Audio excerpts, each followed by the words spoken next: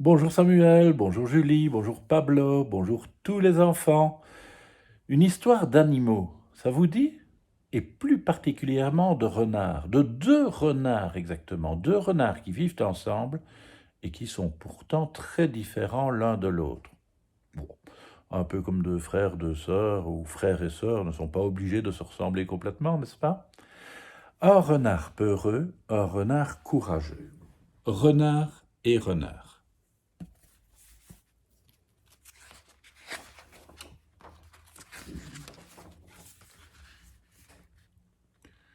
Dans un terrier, à la lisière de la forêt, vivaient deux jeunes renards. L'un était courageux, l'autre peureux. Ils vécurent longtemps ensemble en paix. Mais un jour, le renard courageux se sentit attiré par le monde extérieur.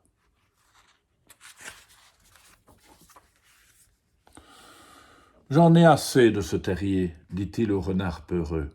J'en ai assez de cet endroit. J'en ai assez des jours qui se ressemblent.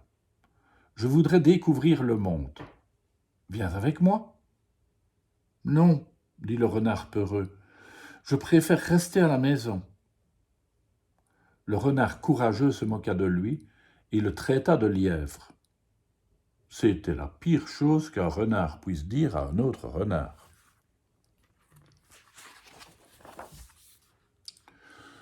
Le renard courageux se mit alors en route tout seul. Le premier jour, il rôda dans la forêt.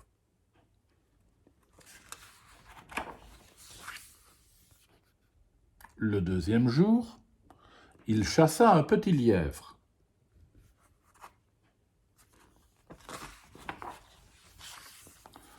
Le troisième jour, il se glissa à pas feutrés dans une ferme.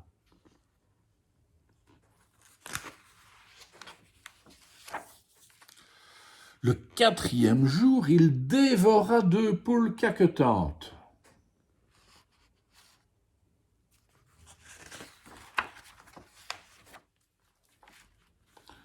Le cinquième jour, il lutta contre un vieux blaireau. Le sixième jour, il entendit la détonation d'un fusil. Et le septième jour, un chien le poursuivit de ses aboiements jusqu'au terrier.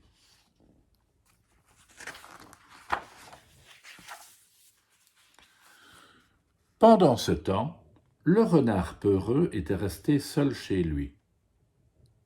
Le premier jour, il se sentit seul.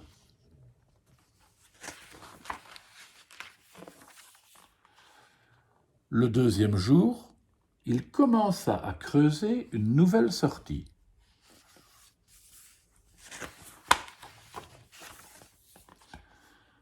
Le troisième jour, il renifla le parfum d'une fleur devant son terrier.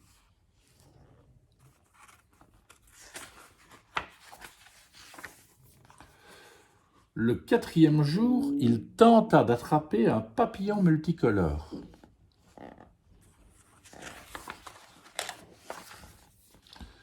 Le cinquième jour, il happa un petit oiseau. Le sixième jour, il se réjouit des bruissements du feuillage automnal.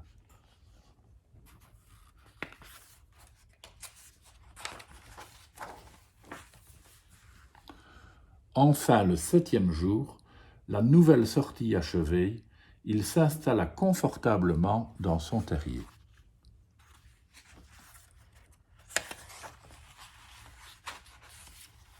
À ce moment-là, le renard courageux apparut dans la nouvelle entrée. Il se cacha, tout haletant, dans un coin.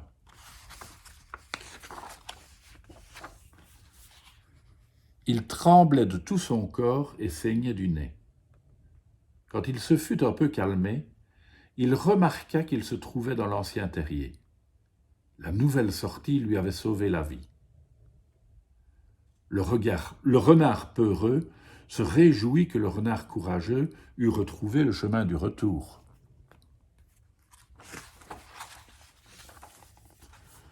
Le renard courageux lui raconta ce qu'il avait vécu, ses aventures avec les lièvres, les poules et les blaireaux.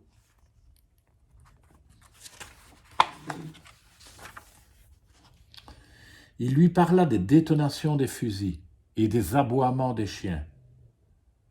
Le renard peureux lui montra ce qu'il avait découvert en creusant la nouvelle sortie. La fleur devant le terrier, le papillon multicolore, les petits oiseaux et les bruissements du feuillage automnal.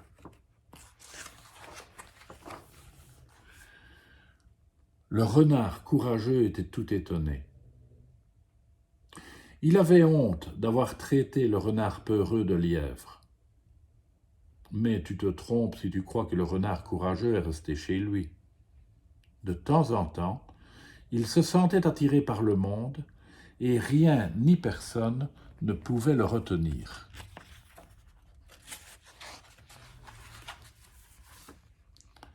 Alors, le renard peureux rêvait tout seul dans son terrier.